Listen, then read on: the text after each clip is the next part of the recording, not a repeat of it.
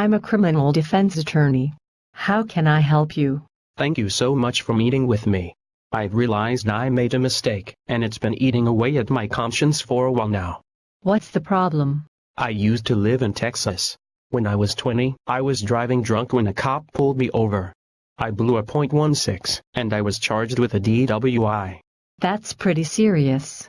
Why is it a problem now? Well, you see, I was already planning on moving to Colorado, and so it was going to happen anyway, and it's not like I killed anybody, and so anyway I moved. You what? Yeah, I moved. It was like a year after I was arrested. My case wasn't resolved at that point, but the plea agreement they offered me was bullshit. So, I just fled. Now that I've gotten settled a bit here, it's dawning on me that I need to take care of this before it really comes back to haunt me in the future. Christ alive. You're going to be one of those clients, aren't you? I don't think you understand what a catastrophically bad idea that was. So what are my options?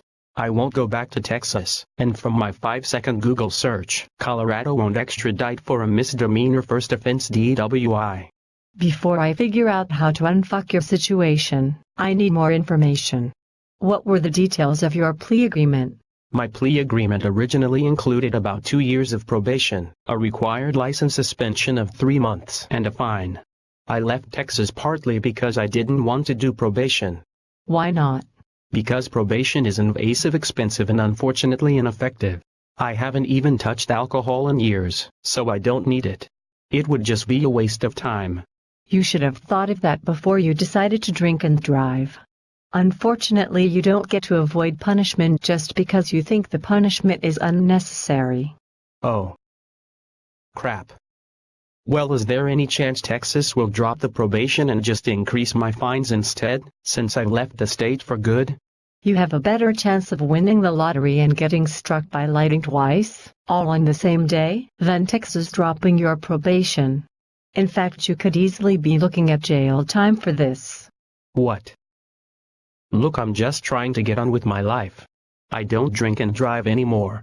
I live a lawful life, and I've already learned my lesson. I don't need to be peeing into a cup for 2 years. What's my best case scenario here? Your only real option is to contact an attorney in Texas and see what terms of surrender he is able to negotiate with the DA. However, I'm going to be straight with you. You're pretty fucked. How? Oh, let me count the ways. I've handled a few DUI cases in my day, and I think the offer Texas gave you was generous. You were driving at twice the legal limit, which in most states is aggravated and includes jail time and longer suspension. By deciding to flee, you committed an additional crime.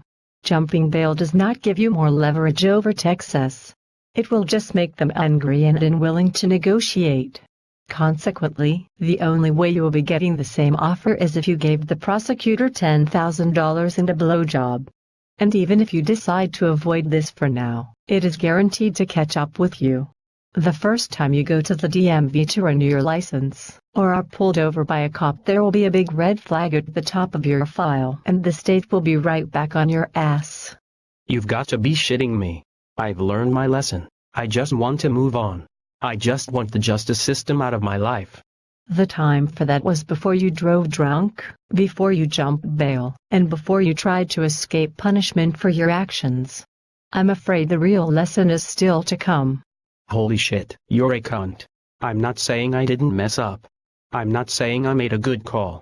I'm just saying that I learned my lesson, and I'm trying to deal with this with as little inconvenience as possible. What you need to understand is that you've missed that opportunity of least inconvenience. You will not be getting the same deal you had before. Texas likely has a warrant out for your arrest, and sooner or later you will have to go back and deal with this. I recommend dealing with this now, because the consequences will only get worse the longer you wait. Contact a Texas attorney and have him look into favorable terms of surrender. Start mentally preparing yourself to spend time in prison, and to have an even longer probationary period after that. You should also prepare for a longer license suspension. If you had simply faced your punishment with courage, you would have been off probation by now.